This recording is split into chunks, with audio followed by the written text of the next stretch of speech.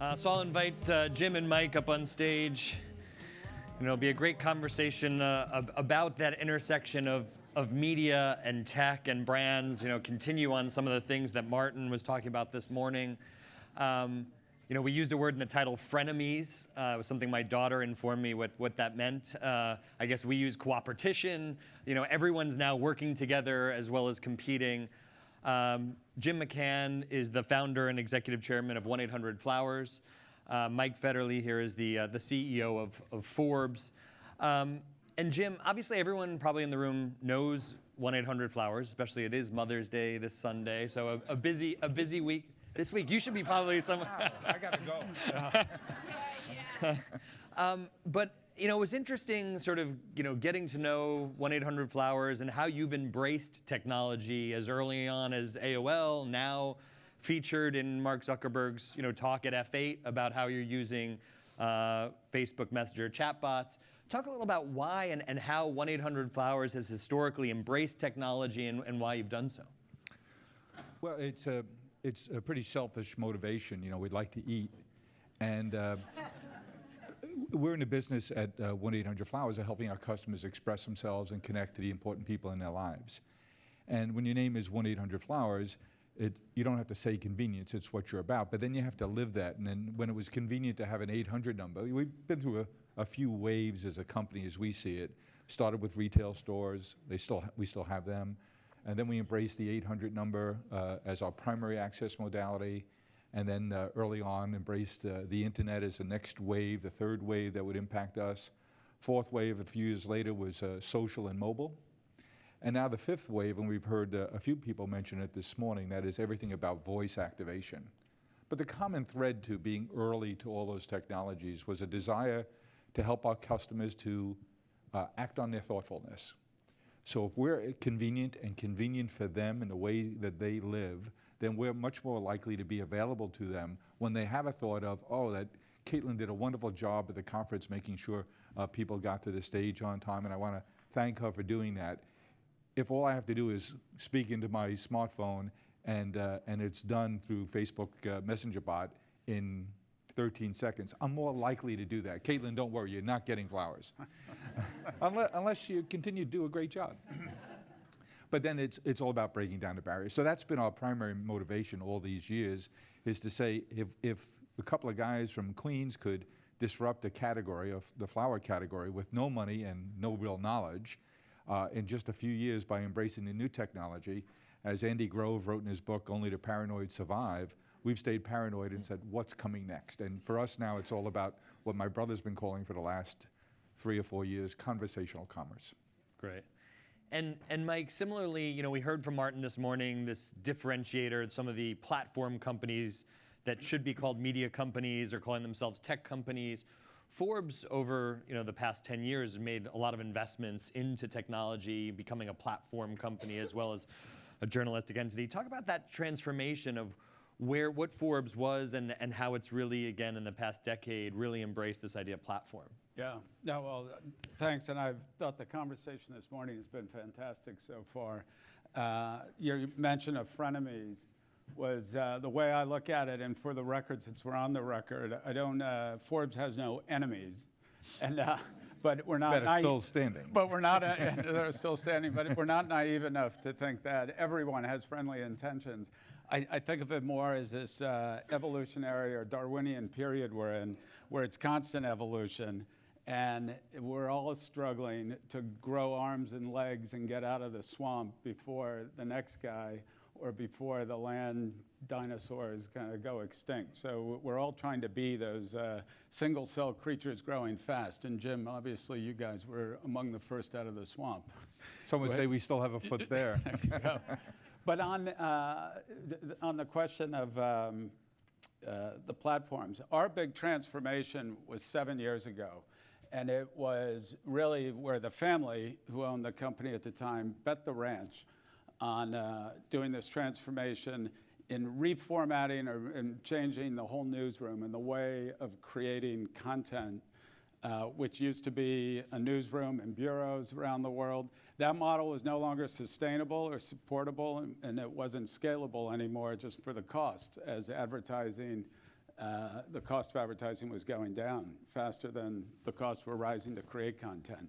So we created both a contributor model, which are vetted and professional, either journalists themselves or experts on subject matter, and that created an 1,800-person contributor model, which allowed us to cover a lot more content, a lot more subject matter across, far more than we ever could have done in the old days with a print newsroom. Michael, do you find yourself amazed that people haven't copied that? You know, you're the first people who done the best at creating community-generated content with a professional editorial layer over that, and no one else seems to have embraced that model, and you've had such success with it. A number have embraced it, and most recently when, that was big news earlier this year, when HuffPo decided to do away with their contributor model, but they were very different models. That was a 100,000-person crowdsourced model. There wasn't the editorial oversight like we have. It wasn't the vetting process. It wasn't where our editors, who are in charge of channels, had to go out and pick and select specific contributors that they thought were the best voices and the smartest people in those categories. And it So probably it's very goes different. to, we'll talk tomorrow about trust, and we've talked about responsibility. You know, this year, the Edelman puts out their annual trust barometer in Davos and talked about this divergence in trust in journalism versus trust in platforms, right? Usually they've tracked together. Yep. This was one of the first years where journalism went up and the platforms went down. So people are trusting less in the crowdsourced model, obviously the whole fake news thing, and maybe trusting more in your vetted networks. Well, it's, that was the key for us was when I became CEO in the fall of last year, my first move was to double down on credible journalism or professional journalism. And that included our newsroom and investing a lot more money in the newsroom and making sure that we had the kind of journalism and journalists that we want, because that's an expensive proposition. And then also to work across a contributor model was to ratchet up kind of the standards and some of our criterion that you have to follow in order to do that. Because across any platform like that, you're going to have some bad actors or some actors who have their own agendas, yeah, right. or specific motives in mind. So, you mentioned something about advertising, the advertising model, and obviously we're here to talk about advertising and marketing. As we have all of this data, both the brand has data about their consumer behavior, as the media companies have data about their viewers, their readers, has the ability to target and measure. How has that been on the relationship between advertisers and the media companies? Obviously, the brands are holding the media companies more accountable. But has this proliferation of data and measurement been a good thing for the relationship between advertisers and media? I guess to either of you. Go ahead, Michael. I would say it's a never-ending game. It keeps getting ratcheted up, meaning marketers want more and more data. We're now in this interesting spot where we have to be accountable for the data we're giving them or any personal information. We can get into GDPR and the issues there, maybe in another question, but it's so yeah, I'd say it's kind of a never-ending. Data is going to continue to be more and more important for us. But the pendulum always swings too far there in terms of when regulators get involved. And as we all as consumers benefit from commercial enterprises, retailers at all, having that data and using it. So don't waste my time sending me a lot of hair care product advertising. It's going to be wasted. Although I'm using a new shampoo, it's so manageable. Have you noticed? But so we're using it effectively. Everyone talks about the misuse, but I think retailers, in particular, whether online or not, are making much better use of the data in terms of what they should be in stock for, what a customer wants. So it's not just negative, the use of data. It's not evil. It's an attempt we've all been making for a long time. So, we look at technology at 1-800-Flowers, and I started with a flower shop not too many blocks from here on First Avenue. And our whole business in that one small flower shop was really made by 40 customers, our regular customers. And we had a relationship with them beyond their purchases. So on a Saturday afternoon, if they're out running around doing errands, they might drop off their dry cleaning for us to hold until they finish their errands before they go back up to their apartment. And so they'd stop and make a mug of tea or coffee, and they'd have a conversation. They'd ask what's the newest restaurant reviews going on. So you built a relationship with your customers, and they were your regulars. And they'd stop in frequently and not always to transact. Well, fast forward 40 years, we have 40 million customers, and we're trying to use technology to mimic those same relationships in a data mining kind of way. So the more we can know about them, when there's birthdays in their life that they should be reminded about, when there's an anniversary occasion or a new baby, that we have information to serve them, to remind them. Now, they sign up for a lot of those. Please remind me about these 15 occasions. Here's a little bit of information on those, so we serve up ideas that are meaningful and helpful. So fast forward, we're just trying to mimic the relationship we had with 40 customers 40 years ago, using the new data tools, the social tools, the mobile, the voice tools, to mimic that relationship we had when it was one-on-one. But you said the pendulum sometimes swings too far. I'm afraid it will now. It seems like marketers are so focused on ROI and not building community and long-term relationships with customers. It's about conversion and transactions. So obviously there's strain. If a marketer is incentivized truly on selling, then they're putting the pressure on the media company to say, I could care less about a long-term relationship with a customer. I care about seeing that true ROI. So I'm assuming, Mike, you're hearing more about, right, looking at top of the funnel, how many leads am I driving, but also how that ultimately converts to sales. Yeah, I mean, it's actually, we're getting it all the way through the funnel. We get it from all sides. And, but I think the important thing there is people are looking for volume and leads for as you get down into the funnel, but they're also looking for communities and how tight your relationship is with your clients or your readers, whoever that is. And we go to great efforts to build these communities. The under 30 community we've built around what was an editorial list originally is now a global network. That we have. We have about 400 people in Israel right now. How global is your community?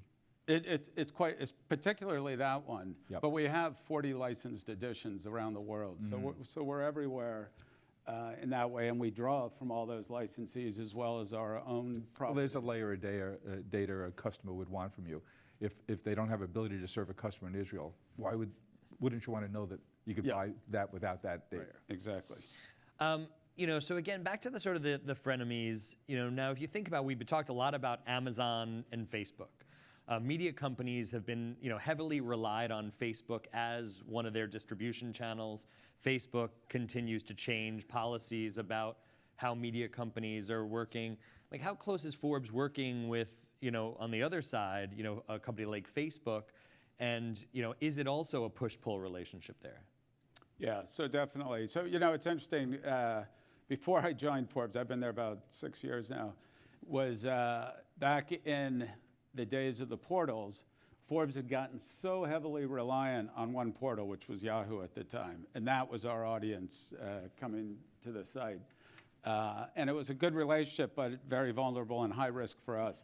As we transitioned to social media, we very consciously tried to spread our bets as much as possible. So on the frenemy front, we want to work with everyone and experiment, but we also do not want to get too deeply, reliant on any one source, because it is a high risk. And what we've seen over the last couple of months, and it's really happened quickly with the Facebook algorithm change, a lot of pure play digitals or digital natives who audience soared and then kind of came crashing back to earth, and they had valuations based up here that are now down here. And to me, that means it's probably a pretty good buyer's market out there for some acquisitions and opportunities. So. Right.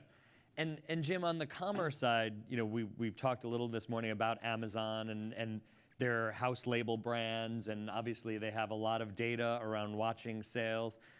Are we going to see Amazon in the flower business anytime soon? Oh, they're in the business. They're out of the business. They've been in and out. We partner with them. We work with them in a number of different categories. I'm proud to say that you talked about innovation early on. We were the first thing you could do on Echo Alexa before you could order anything from Amazon. So we have a good relationship with them. We learn from them. We live in fear of them, and we cooperate with them because A, they're driving the whole world. And if you're not conscious of what they're doing, you're probably in a coma. And so we have that kind of frenemy kind of relationship with them, but clearly they're setting the bar for all of us. I was thinking when you were chatting there, Michael, about how the lines are blurring between content producers, a retailer, a floral and gift retailer. One of the things that we've done recently is we're trying to create content, so it's professionally generated content, it's customer generated content. An important area for us as a floral and gift company is sympathy. Now, how do you advertise in terms of sympathy? It's very difficult. So what we decided to do is more an editorial bent, Michael, go out and try and stimulate conversation around a very difficult subject area. Never once say, hey, buy from us, or we have better price, but try and be at the center of a conversation where we bring in experts and we create conversation. And so we partner with a couple of radio hosts who have deep relationships with their audiences, and that content is going on a site. It's having a big impact on our relationship with customers. John Tesh, a famous musician and radio personality, who was a former newscaster here in New York. He's one of our personalities, 325 stations. That's a perfect one for 1-800. It is. And he said it's the most interesting subject his audience has ever engaged in. That they're writing to him all the time. It was difficult to know how to answer that question. They're contributing some interesting stories and ideas. And I was chatting, Michael has a fabulous guy running the entrepreneurial small business beat for him called Lauren Feldman. And I was chatting with him recently about, there's so many things going on in the sympathy industry. It's very difficult to talk about. But from a business point of view, consequences are immense in what it's doing to different industries. And wouldn't it be interesting for us to explore that together, where we bring some of these experts that we've identified around the country are real thought leaders. So here's a little old florist trying to be in the content business because it helps our customers and it allows us to have a conversation with them, not about a sale at all. Right. This is the whole transition going on in marketing that Forbes was among the first to do before it was called native advertising. Brand voice was part of that transition. And it was the acknowledgement that marketers wanted to be part of the conversation, but had to be part of it in a genuine way, not a sales way. Mm-hmm. And that has led to the whole branded content phenomenon, which I see is still in the early stages. And I think the Edelman study, as a matter of fact, led Richard Edelman to say, hey, we're building out a whole branded content division. Yeah, opening their own newsroom. Yeah, their own newsroom. Is that right? You're seeing a lot of companies hire journalists. Right. Well, and you talked about this authenticity. I mean, I think, again, a traditional ad, a display digital ad versus content is really changing. But, Mike, to your point, you still need those arbiters of the content, right? So if it is brand voice, if it is, the contributor network, it still requires some level of hands-on, versus sort of just opening the floodgates. And my understanding is, Jim, you're actually starting to be a contributor on Forbes. It shows you how low their standards have become. We let some people in as good guys. Yeah. Sometimes they don't really do the background check. We have about a minute. I don't know if we want to put the lights up. If there's any questions, please raise your hand. We have time for one question. But, other than native, what has the biggest shift been then you've seen from technology in this relationship? I mean, obviously you've talked about that. If everyone's, the marketers in the room and the media companies in the room, what is that biggest shift you've both seen in the past decade? Well, I guess I would say the reliance on data and trying to sell, what clients are looking for, but everyone talks about data, but really getting how far you can go with that data, to us has been one of the challenges in terms of how much you can actually use it and use it to direct sales.